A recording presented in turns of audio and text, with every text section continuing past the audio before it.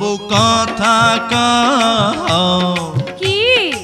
আমি কবে হইমু বাপ আমার কানে কইয়া দাও পোলা যখন বাজান কইয়া ডাক দিব রে মনের সুখে আমি তখন পাগল হইমু রে ওগো স্বামী কও বিয়ার 2 দিন হইল না কেন করছো পাগলামি